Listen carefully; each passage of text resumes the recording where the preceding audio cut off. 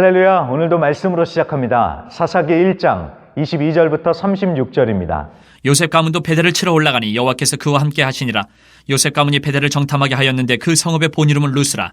정탐꾼들이 그 성읍에서 한 사람이 나오는 것을 보고 그에게 이르되 청하노니 이 성읍의 입구를 우리에게 보이라. 그리하면 우리가 내게 선대하리라 하매 그 사람이 성읍의 입구를 가리키는지라. 이에 그들이 칼날로 그 성읍을 쳤으되 오직 그 사람과 그의 가족을 놓아 보내매 그 사람이 햇사람들의 땅에 가서 성읍을 건축하고 그것의 이름을 루스라 하였더니 오늘까지 그곳의 이름이 되니라. 므낫세가 베스안과 그의 딸린 마을들의 주민과 다낙과 그의 딸린 마을들의 주민과 돌과 그의 딸린 마을들의 주민과 이블람과 그의 딸린 마을들의 주민과 무기또와 그의 딸린 마을들의 주민들을 쫓아내지 못하며 가나안 족속에 결심하고 그 땅에 거주하였더니 이스라엘이 강성한 후에야 가나안 족속에게 노역을 시켰고 다 쫓아내지 아니하였더라. 에브라임이 게셀에 거주하는 가나안 족속을 쫓아내지 못하며 가나안 족속의 게셀에서 그들 중에 거주하였더라. 스불론은 기드론 주민과 나할롤 주민을 쫓아내지 못하였으므로 가나안 족속의 그들 중에 거주하면서 노역을 하였더라. 아셀이 악고 주민과 시돈 주민과 알랍과 악십과 헬바와 아빅과 르홉 주민을 쫓아내지 못하고 아셀 족속이 그 땅의 주민 가나안 족속 가운데 거주하였으니 이는 그들을 쫓아내지 못함이었더라. 납달리는 베세메스 주민과 베다나 주민을 쫓아내지 못하고 그 땅의 주민 가나안 족속 가운데 거주하였으나 베세메스와 베다나 주민들이 그들에게 노역을 하였더라. 아모리 족속이 단자손을 산지로 몰아넣고 골짜기에 내려오기를 용납하지 아니하였으며 결심하고 헤레스산과 아얄론과 사알빔에 거주하였더니 요셉의 가문의 힘이 강성하며 아모리 족속이 마침내는 노역을 하였으며 아모리 족속의 경계는 아그라빔 비탈의 바위부터 위쪽이었더라.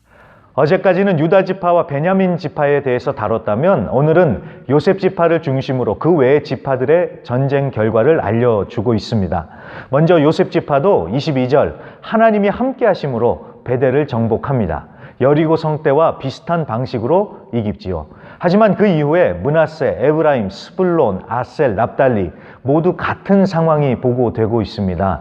주민들을 쫓아내지 못하고 결국 노역을 시키면서 같이 살았다는 것입니다. 이렇게 한 것도 대단한 것이 아니냐라고 할 수도 있겠지만 하나님의 뜻은 공존이 아니라 진멸, 뿌리채 뽑는 것이었습니다. 이렇게 함께 살다가 이스라엘은 변질되고 타락하게 되고 맙니다. 여기서 이런 질문이 생기지요. 쫓아내지 못한 것인가 안 한 것인가? 물론 적들이 결심을 하고 버텼기 때문에 이기기가 쉽지 않았지만 하나님이 함께 하시면 이기는 것이기 때문에 충분히 승리할 수 있었습니다. 그런데도 그렇게까지 하지 않았다는 것은 여러 가지 생각을 하게 만듭니다. 이 정도면 되지 않겠냐고 적당히 하자라는 생각이 들었을 수도 있겠고 아니면 또도비엔 그냥 놔둬도 괜찮아 라고 생각했을 수도 있겠죠. 게다가 종으로 부리면서 잡일을 시키면 얼마나 편합니까? 흔히 좋은 게 좋다고 기왕이면 남는 장사라고 그리고 최대한 편리한 것을 택하지요. 그게 세상 살아가는 방법입니다. 하지만 믿는 우리는 좋은 것보다 남는 장사보다 편리함보다 더 중요한 것이 있습니다. 바로 하나님의 뜻입니다. 하나님의 기준에 옳은가 그른가를 우리는 생각해 봐야 합니다. 마지막으로 단지파는 적들에게 쫓겨서 궁지에 몰렸다고 합니다.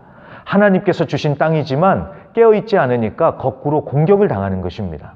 우리도 마찬가지입니다. 오늘도 승리는 우리의 것인 줄로 믿습니다. 그렇다고 해서 마음 놓고 있을 것이 아니라 영적으로 깨어서 반드시 승리하시길 간절히 기도합니다.